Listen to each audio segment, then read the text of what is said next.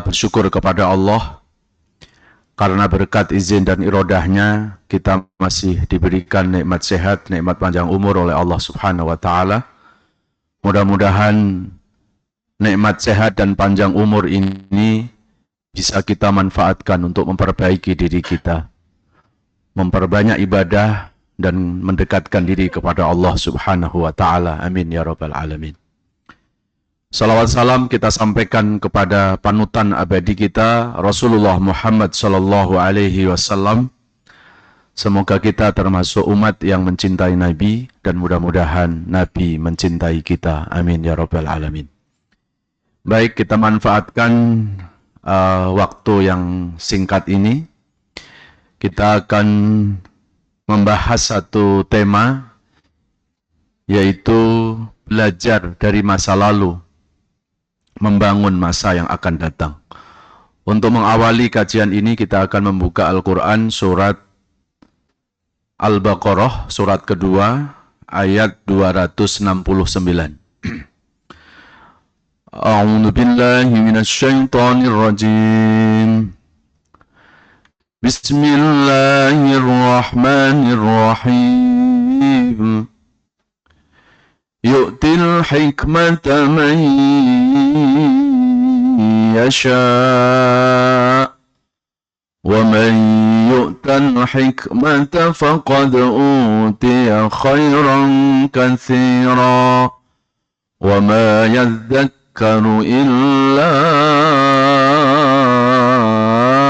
ulul albab. Shadaqallahul adzim. Al-Quran surat Al-Baqarah ayat 269, yang artinya Allah akan memberikan hikmah kepada siapa saja yang dikehendakinya. Dan barang siapa yang mendapatkan hikmah, maka sungguh orang itu akan mendapatkan kebaikan-kebaikan yang amat banyak. Dan tidaklah orang itu bisa mendapatkan hikmah atau pelajaran kecuali orang-orang yang cerdas akalnya. Shadaqallahul adzim. Maha benar Allah atas segala firman-firman-Nya. Jamaah sekalian yang dirahmati Allah, tema kita hari ini adalah belajar dari masa lalu. Apa yang ada di masa lalu tidak perlu kita ratapi, tidak perlu kita sesalkan, tapi peristiwa-peristiwa yang ada di masa lalu harusnya menjadi ibroh, menjadi pelajaran. Di Al-Quran sendiri saja banyak mengisahkan tentang kisah-kisah masa lalu. Ada kisah Fir'aun, ada kisah Qarun, ada kisah para nabi, ada kisah orang soleh, juga ada kisah-kisah orang salah.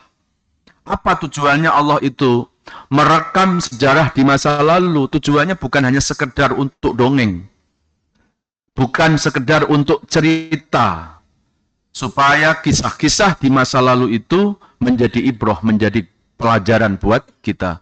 Wa inna fil qasasi la ibratul liulil albab. Sesungguhnya dalam kisah-kisah, dalam peristiwa-peristiwa di masa lalu itu ada pelajaran yang terbaik buat orang-orang yang cerdas intelektualnya atau yang cerdas akalnya. Kalau bicara tentang masa lalu, pasti kita pun juga sama, punya masa lalu. Ada masa lalu yang kelam, ada masa lalu yang baik, ada masa lalu yang tidak baik. Maka masa lalu yang tidak baik, kita harusnya menjadikan itu pelajaran supaya tidak terulang lagi. Nggak perlu kita ratapi, ya. Tapi jangan juga dilupakan gitu ya. Jangan kemudian masa lalu itu dilupakan, tapi jangan disesali, jangan diratapi. Kalau ada masa lalu yang tidak baik, jadikan itu sebuah pelajaran agar masa yang akan datang itu lebih baik. Ya, karena Allah sendiri pun tidak pernah melihat masa lalu seseorang. Rasulullah pernah memberikan pernyataan dalam sebuah hadisnya. Ada seorang di masa dahulu, orang ini banyak berbuat dosa, banyak berbuat kesalahan. Lalu di akhir kehidupan, ini orang diberikan hidayah oleh Allah. Lalu setelah sudah dapat hidayah, kemudian orang ini bertaubat kepada Allah. Enggak lama dari bertaubatnya itu, lalu orang ini meninggal dunia. Apa yang dikatakan oleh Rasulullah kepada para sahabat pada saat itu? I'lamu anna rajulan mata min ahlil jannah. Itu orang yang baru meninggal, dia termasuk ahli surga. Lalu sahabat-sahabat bertanya, ya Rasulullah, itu orang yang barusan meninggal, dosanya itu puluhan tahun di masa lalunya. Bagaimana dengan dosa-dosa puluhan tahun di masa lalu? Sementara kebaikannya itu baru sebentar, lalu meninggal dunia. Kalau bahasa kita, kok bisa sih orang itu termasuk ahli surga? Apa jawab Rasulullah Shallallahu Alaihi Wasallam? Allah tidak melihat masa lalu seseorang, tetapi yang Allah lihat adalah akhir dari kehidupan seseorang. Maka nilai kita, nilai manusia itu bukan sekarang, Pak. Kita semuanya ini baru cari nilai, belum dapat nilai. Kita sekarang ini baru menuju pada proses menuju kebaikan. Apakah kita ini sudah jadi orang baik? Kita nggak tahu, Pak. Karena kalau bicara tentang nilai, yang tahu pasti Allah. Gitu. Ya. Jangankan kita menilai-nilai orang lain, kita saja nggak tahu nilai diri kita di hadapan Allah Subhanahu wa Ta'ala. Jadi urusan penilaian kita orang baik ataupun kita orang tidak baik, kita serahkan sepenuhnya kepada Allah. Yang paling penting adalah memaksimalkan kebaikan kita. Ya, kita maksimalkan, berusaha terus untuk berbuat kebaikan. Nanti endingnya kita kembalikan kepada Allah Subhanahu wa Ta'ala. Karena hak menilai yang paling jitu itu tentunya bukan manusia. Hak menilai itu haknya Allah Subhanahu wa Ta'ala. Maka ketika hari ini ada orang senang menilai-nilai orang lain, berarti orang itu telah magang jadi Tuhan itu, Pak. Atau jangan-jangan sudah jadi Tuhan buat orang lain. Fala tuzakku anfusakum wa huwa a'lamu bimanittaqo. Jangan pernah kita merasa lebih baik dari orang lain. Karena sejatinya yang tahu diri kita itu hanya Allah Subhanahu wa Ta'ala. Dan kalau kita lihat dari kisah tadi, Pak, ya, yang disampaikan Rasulullah Shallallahu Alaihi Wasallam itu kan puluhan tahun dia berlumuran dosa. Siapa yang tahu di akhir hayatnya mendapat hidayah dari Allah? Dan itu bisa terjadi pada siapa saja. Hatta hari ini ada orang yang kita anggap jelek sekalipun, jelek kan hari ini, belum tentu hari esoknya. Belum tentu akhir kehidupannya. Atau kita merasa, kan sekarang aku sudah hijrah, Pak Ustadz. Aku sekarang sudah baik, Pak Ustadz. Ya sekarang, tapi kan ada hari esoknya. Kita nggak tahu, Pak, apa yang terjadi pada hari esok. Jangankan bicara hari esok, setelah pengajian ini saja kita nggak akan tahu apa yang terjadi pada diri kita. Karena semua terjadi itu, hakikatnya apa? Bergerak mengikuti gelombang takdir Allah. Dan kita nggak akan tahu tentang takdir Allah itu. Wa ma tasqutu min waraqatin illa ya'lamuha. Tidak ada daun yang jatuh dari ranting pohon kecuali itu mengikuti gelombang takdir Allah. Apalagi peristiwa-peristiwa yang menimpa kita. Kita nggak tahu, Pak. Takdir kita ini baik ataupun tidak baik, kita nggak bisa tahu sekarang. Karena yang menentukan kita ini jadi orang baik itu, mungkin hitungan detik tuh di akhir kehidupan kita. Jadi pamannya hari ini, Bapak Ibu diberikan usia, katakanlah ya, dikasih usia sama Allah 80 tahun, Pak. Sekarang kita sudah baik, kita belum berhak memberikan label kepada diri kita bahwa kita ini sudah jadi orang baik. Belum. Karena kita belum tahu akhir kehidupan kita. Bisa jadi 80 tahun itu, Pak, ditentukan di detik-detik terakhir saat mengembuskan nafas terakhir kita itu. Dan kalau bicara tentang akhir kehidupan manusia, itu kan sama dengan kita bicara tentang kematian. Bicara kematian itu juga sama dengan bicara apakah di akhir orang itu mendapatkan hidayah ataupun tidak. Itu sama rahasianya ketika kematian itu mendatangi kita. Kita tidak akan tahu. Ya, maka kenapa dalam Islam kita tidak boleh menjelek-jelekkan orang walaupun jelek. Kalaupun kita membenci seseorang, Pak, yang kita benci bukan orangnya, yang kita benci itu kelakuannya. Dan kelakuan itu suatu saat bisa berubah.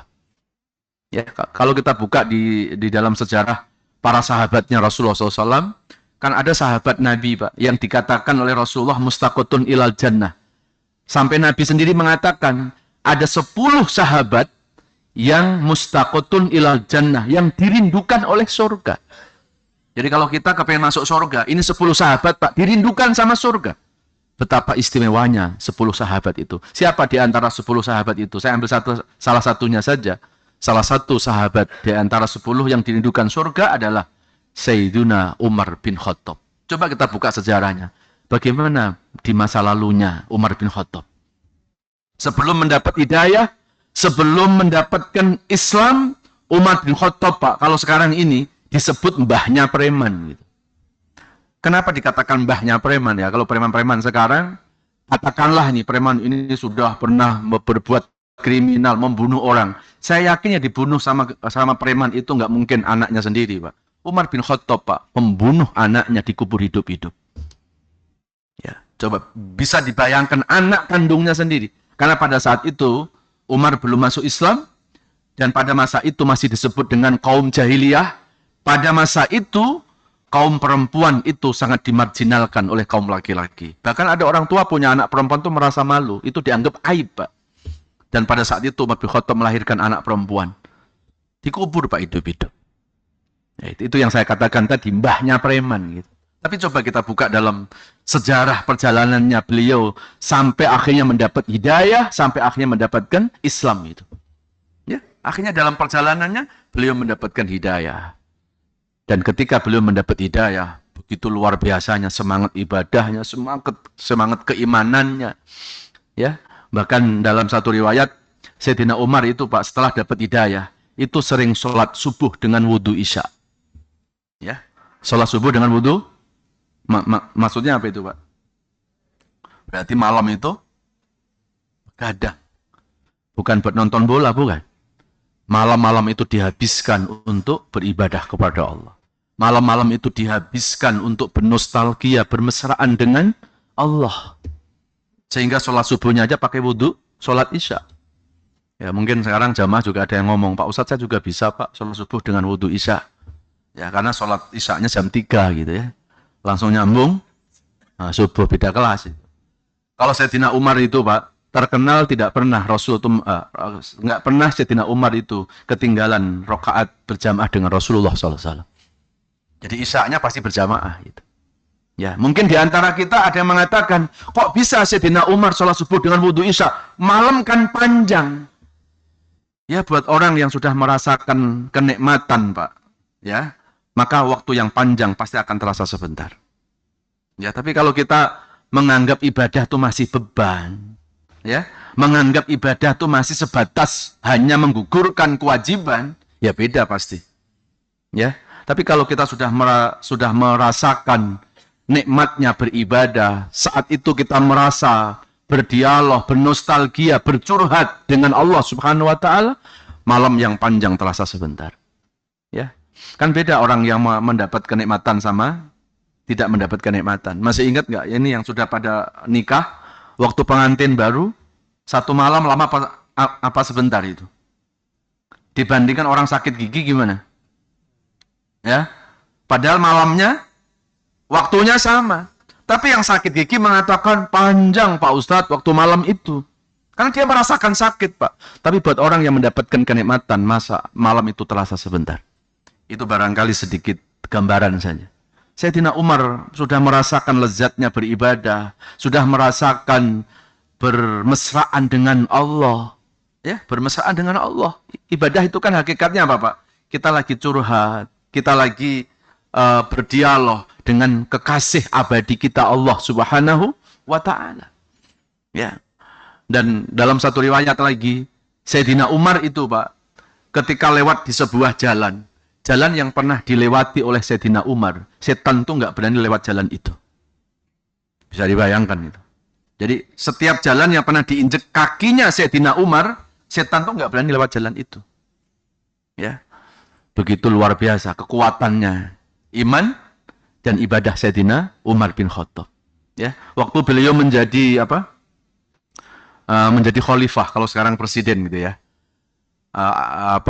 Ada laporan dari sebuah kampung di Khojros. Khojros itu perbatasan antara Mekah dan Madinah. Ada sebuah kampung kecil, Pak. Di kampung itu sering terjadi kesurupan massal. Maka ketika beliau jadi khalifah, Beliau mendapat laporan itu, lalu beliau menyuruh untuk membawa sandalnya, ya, supaya dibawa ke kampung itu, agar sandal itu dipukulkan ke kaki-kaki orang yang kesurupan. Dan sekaligus yang kesurupan itu langsung sadar. Ya kenapa? Nah kalau jalan yang diinjak sama kaki Sayyidina Umar, setan aja berani nginjek, apalagi sandalnya Sayyidina Umar, Pak, yang kemana-mana diinjak oleh kaki Sayyidina Umar radhiyallahu anhu. Ya, tapi jangan gara-gara ini nanti kita ikut-ikutan. Ntar ada orang kesurupan, terus pukul aja pakai sandal gitu ya. Bukannya sadar malah ngamuk nanti, Pak. Beda kelas ya. Nah, itulah kekuatan Sayyidina Umar. Saya hanya kepingin menyampaikan, ini adalah satu kisah sahabat di masa lalu, Pak. Yang dulunya itu pernah banyak berbuat kemaksiatan, pernah berbuat dosa. Bahkan Sayyidina Umar waktu belum masuk Islam, itu mau merencanakan untuk membunuh Rasulullah SAW. Tapi begitu sudah mendapat hidayah, mendapat Islam, beliau akhirnya menjadi orang yang pecinta Islam. Bahkan saat masuk Islam, beliaulah yang membela, yang melindungi Rasulullah Shallallahu Alaihi Wasallam. Nah, jamaah sekalian yang dirahmati Allah, ini menjadi pelajaran buat kita. Kita tidak boleh menjelek-jelekkan orang, menjas, menghakimi orang, memvonis orang. Nggak bisa, Pak. Kalaupun hari ini orang itu jelek, orang itu tidak baik, ya kita tidak tahu akhir kehidupan. Kalaulah orang lain itu berbuat dosa, sebetulnya diri kita kan juga sama kan, Pak. Kita juga nggak mungkin lepas dari dosa dan kesalahan. Ya, kalau hari ini kita sudah senang sholat, sudah senang ke masjid, itu kan artinya kita sudah mendapat hidayah dari Allah. Mungkin yang sekarang masih belum senang ke masjid, masih belum senang sholat, Pak. Bisa jadi memang belum dapat hidayah dari Allah. Nah, kita doakan. Bukan kemudian ketika ada orang nggak baik, lalu kita hakimi, lalu kita menjas, seolah-olah dia ahli neraka, kita ahli surga. Ketika ada perasaan-perasaan seperti itu, berarti di dalam hati kita itu ada kesombongan. Dan kesombongan itu, Pak, itu puncak dari kemaksiatan. Ya. Jadi sombong itu jangan dikira nggak maksiat. Maksiat paling puncak itu sombong, Pak. Dan itu termasuk mim maksiatil qalbi, termasuk maksiatnya hati. Karena yang maksiat hati kadang orang nggak sadar.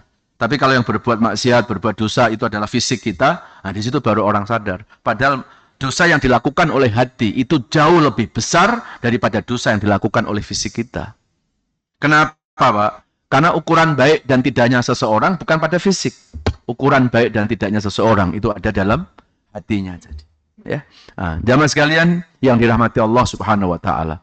Kemudian yang kedua dari kisah Sayyidina Umar tadi, bisa kita ambil pelajaran bahwa hidayah itu kalau datang, Pak, nggak pakai detik. Ya. Sampai Nabi pernah mengatakan, kalau di waktu malam kita tuh dibenci sama seseorang, begitu kita bangun di pagi hari, lupakan kebenciannya. Bisa jadi waktu pagi itu sudah Allah berikan hidayah kepadanya. Kalau kita dibenci orang di waktu pagi, Pak, waktu malam lupakan kebenciannya, lupakan kesalahannya. Jangan-jangan saat pagi itu, ya, saat malam itu, dia sudah mendapatkan hidayah dari Allah Subhanahu wa taala. Innal huda hudallah yahdi may yasha. Hidayah itu milik Allah. Dan Allah itu kalau sudah memberikan hidayah, Pak, kepada siapa saja tanpa terkecuali.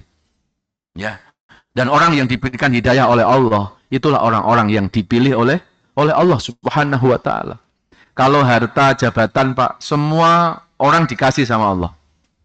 Mau yang taat, mau yang maksiat, mau yang muslim, mau yang non-muslim, kalau bicara tentang kehidupan, Pak, dijamin kehidupan oleh Allah.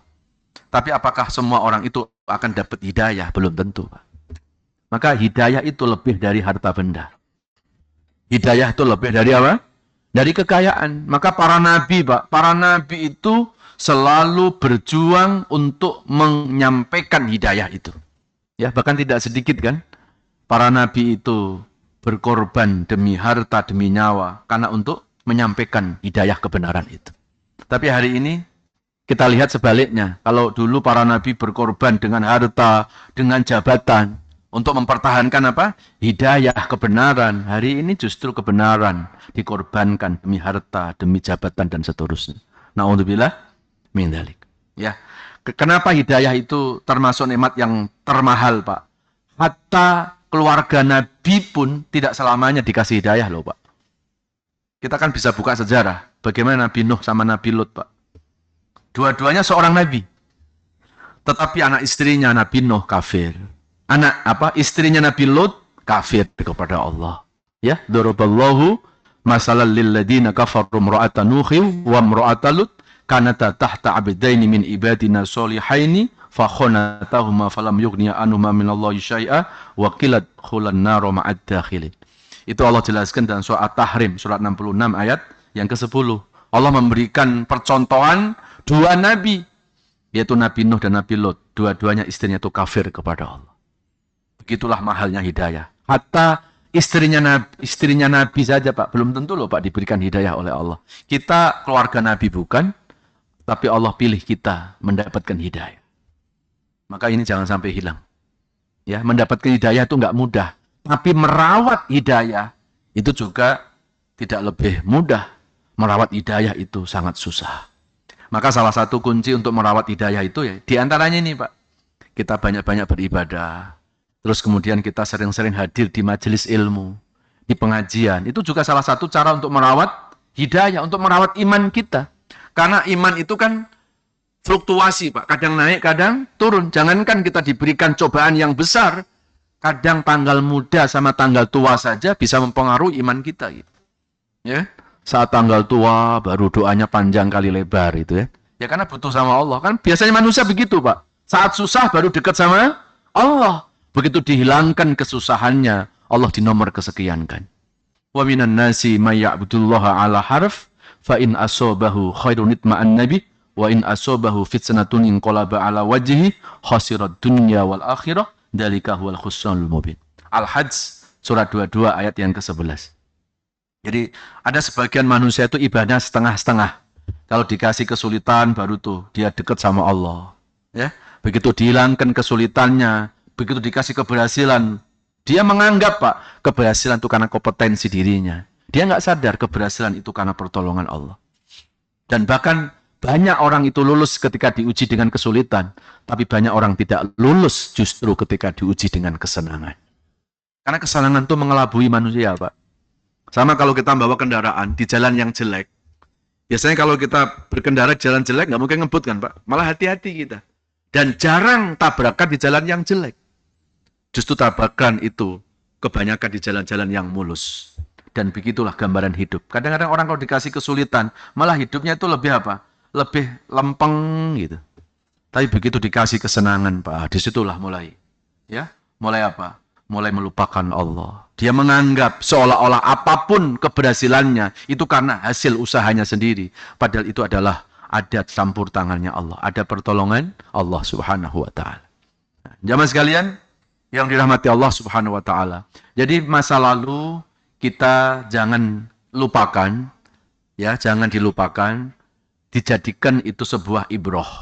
Yang penting apa? Masa sekarang dan masa yang akan datang. Ya, kan nggak mungkin hari ini bisa kembali di masa lalu kan, Pak.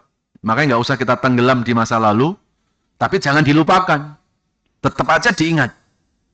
Ya. Dan yang paling penting adalah bagaimana kita mempersiapkan untuk masa sekarang. Ini sekarang ini nih. Dan masa yang akan datang. Masa sekarang ini jadikan fakta kenyataan. Jangan kita bicara di masa sekarang kita hanya bicara apa? Keinginan-keinginan, jangan. Pak Ustadz, aku tuh kepengen jadi orang baik. Jangan kepengen. Buktikan sekarang. Karena kita nggak tahu apakah hidup kita sampai nanti. Jadi begitu kita kepengen jadi orang baik, belum sempat baik, Pak, terus meninggal dunia gimana, Pak? Ya kan? Sekalian nggak punya keinginan untuk jadi orang baik gitu loh. Ini kan punya keinginan jadi orang baik. Begitu ditanya, kapan kamu jadi orang baik? Ya, insya Allah, insya Allah, insya Allah. Akhirnya belum sampai dia berbuat baik, malaikat Israel sudah mendatanginya. Dan berapa banyak, Pak, peristiwa-peristiwa itu ada di sekitar kita. Berapa banyak teman-teman kita, Pak, ada kan yang meninggal tanpa gejala. Dan apakah ada jaminan kita tidak seperti itu? Ya kalau kita lagi sholat, lagi ibadah, Allah mengakhiri hidup kita, insya Allah lah, kita baik sangka saja. Semoga itu akhir yang baik. Tapi apa tahu kita akhir kehidupan kita? Ya, jangan sampai kita itu menunda-nunda kebaikan. Jadi waktu sekarang ini kita jadikan apa? Kenyataan. Jadi saya kepengen jadi orang baik kapan? Sekarang. Ya, sekarang. Wa ma tadri nafsum madza taksibu ghadan wa ma tadri nafsum bi ayyi ardin tamut innallaha alimun khabir. Itu surat Luqman surat 31 ayat 34. Tidak ada yang tahu apakah apa yang akan terjadi pada hari esok. Jangankan hari esok, 10 menit ke depan aja kita nggak tahu, Pak. Dan wa ma tadri nafsum bi ayyi ardin tamut, dan kita nggak tahu di bumi mana kita menghembuskan nafas terakhir kita. Kam min sahihin yamutu bi ghairi illah. Berapa banyak orang yang meninggal tanpa gejala? Banyak. Jadi makanya kalau ada orang meninggal dunia lalu dihubungkan sama peristiwa apa, itu sebetulnya nggak nyambung itu. Kan kalau kita dengar ada orang meninggal dunia, biasanya kita suka kepo kan. Pasti pertanyaan kita itu, si Anu meninggal, pasti pertanyaan kita, kenapa? Lalu dijawab, emang udah sakit-sakitan, sakit ini, sakit itu. Ya gitu ya. Atau apa? Kenapa itu meninggal? Jawabannya, emang udah tua. Ya. Jadi seolah-olah dihubungkan sama usia tua, sama sakit-sakitan. Padahal apa? Kematian itu nggak ada hubungannya dengan sehat, dengan sakit, dengan usia tua, dengan usia muda. Kematian itu hubungannya dengan takdir Allah Subhanahu wa Ta'ala. Kalau Allah sudah menetapkan kematian itu datang kepada kita, nggak harus nunggu sampai usia tua, Pak.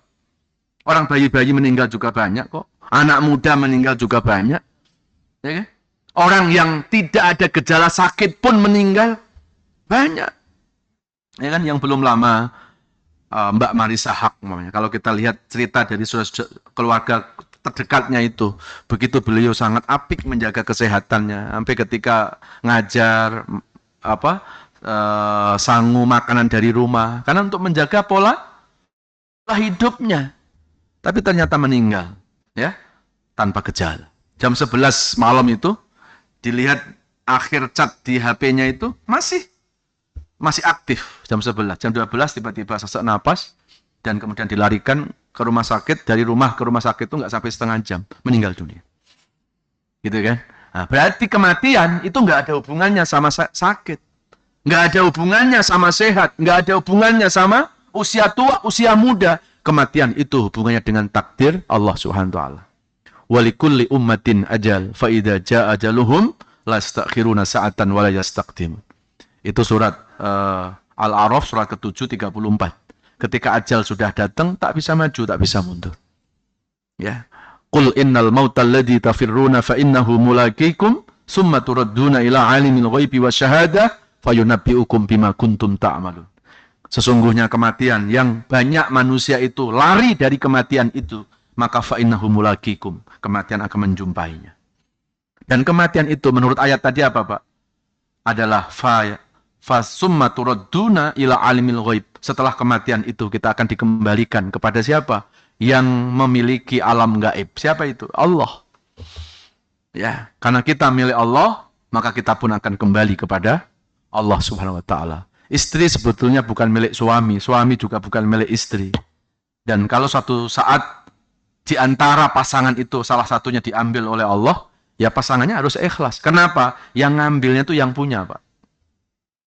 Ya, kita bukan milik anak kita pun bukan milik orang tuanya. Suatu saat diantaranya ada yang meninggal dunia, ya kita harus ikhlas. Kenapa? Yang ngambil tuh yang punya, gitu. Ya, kita semuanya milik Allah. Walillahi ma fis samawati wa ma fil ard wa ilallahi turja'ul umur. Kita semuanya milik Allah. Dan semuanya itu akan berpulang kepada Allah Subhanahu wa Ta'ala. Jadi waktu sekarang ini jadikan fakta kenyataan. Jangan hanya berandai-andai saja. Karena kita nggak tahu, Pak. Ya, apakah umur kita sampai hari esok? Jangan-jangan ini hari terakhir buat kita. Lalu masa yang ketiga apa? Ada masa lalu, ada masa sekarang, dan ada masa yang akan datang. Masa yang akan datang itulah jadikan harapan yang terindah dalam hidup kita. Ya. Jadi yang akan datang ini kita persiapkan supaya apa? Jauh lebih baik, Pak. Maka kenapa di dalam hadis Rasul pernah menyampaikan itu, kullu bani Adam khata' wa khairul khata' at-tawwabun. Semua manusia itu banyak dosanya, dan sebaik-baik yang berdosa kalau mau menyadari dosanya dan mau bertaubat kepada Allah. Kalau Nabi mengatakan semua manusia banyak dosanya, terus hari ini kita merasa lebih baik, itu artinya Pak, kita menyalahkan apa yang disampaikan Rasul tadi. Atau jangan-jangan kalau hari ini ada orang mengaku lebih baik, lebih suci, itu sesungguhnya dia nggak sadar ketika orang merasa lebih baik, itu menghina nabinya. Kenapa bisa begitu? Sekelas Nabi Muhammad saja, Pak, kalau kita buka dalam riwayat, sehari saja nggak kurang baca istighfar 100 kali. Padahal Nabi Muhammad sudah pasti masuk surga itu. Dan Nabi Muhammad itu sudah pasti dijamin diampuni dosa-dosanya oleh Allah. Itu aja dalam sehari kalau kita buka dalam hadis, wa kana Rasulullah sallallahu alaihi wasallam yastaghfiru fi kulli yaumin mi'ata marrah. Itu testimoni dari Ibunda Aisyah, istri Rasulullah sallallahu alaihi wasallam, bahwa Rasulullah itu nggak kurang dalam sehari baca istighfar 100 kali, Pak. Nah, pertanyaannya, kan Rasulullah sudah diampuni dosa-dosanya, ma taqaddama min dzambin wa ma ta'akhkhar. Lalu buat apa baca istighfar itu? Ternyata istighfarnya Rasulullah sallallahu alaihi wasallam itu menjadi edukasi buat kita umatnya, agar umatnya jangan merasa sok suci. Itu pesannya harusnya itu. Nah, hari ini ada orang merasa lebih baik, lebih suci, menjelek-jelekkan orang lain. Itu kan sama dengan menghina nabinya. Seolah-olah umatnya lebih suci daripada nabinya.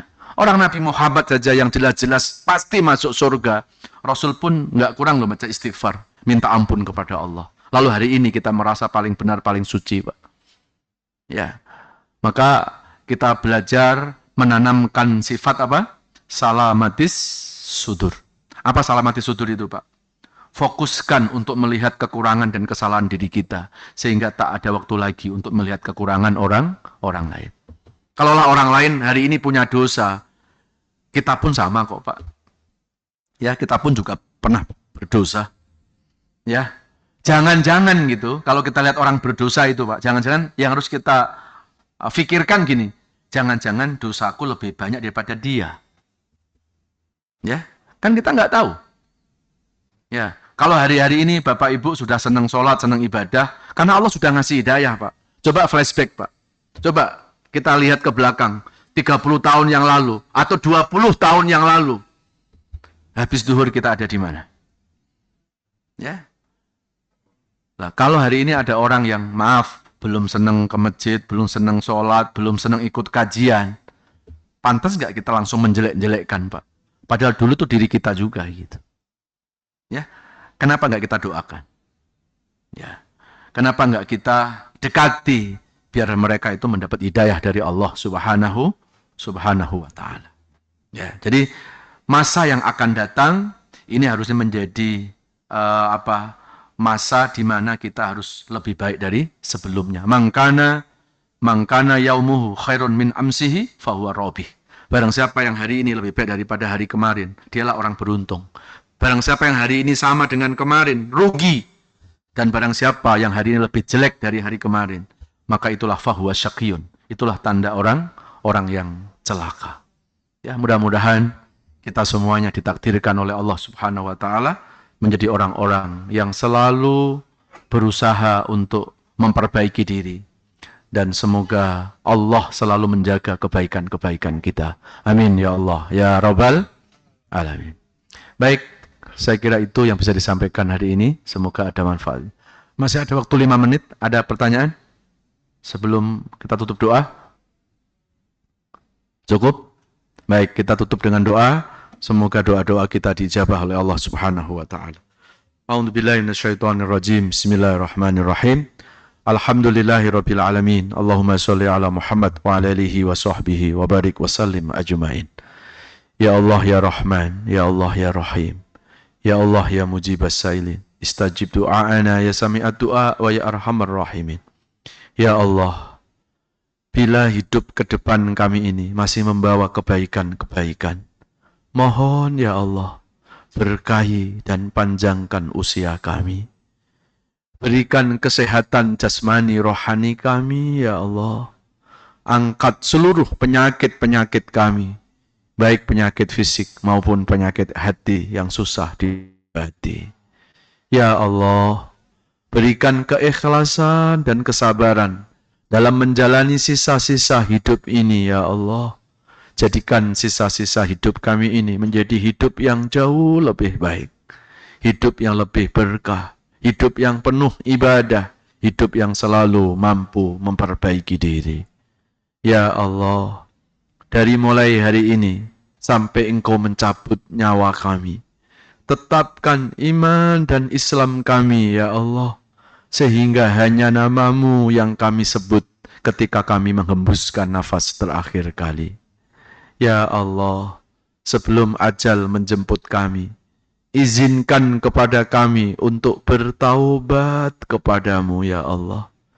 Kami bukan orang yang suci dari dosa, ya Allah. Kami bukan orang yang suci dari kesalahan. Kami menyadari banyak dosa-dosa dari masa lalu hingga saat ini, ya Allah. Ampuni dosa-dosa kami. Jangan Kau balas dosa-dosa kami dengan kemurkaan-Mu, ya Allah.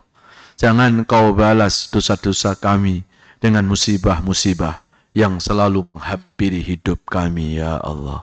Wassallallahu ala nabiyyina Muhammadin wa ala alihi wa sahbihi wasallam walhamdulillahi rabbil alamin. Subhanakallahumma wa bihamdika asyhadu an la ilaha illa anta astaghfiruka wa atubu ilaik. Mohon maaf lahir batin. Assalamualaikum warahmatullahi wabarakatuh.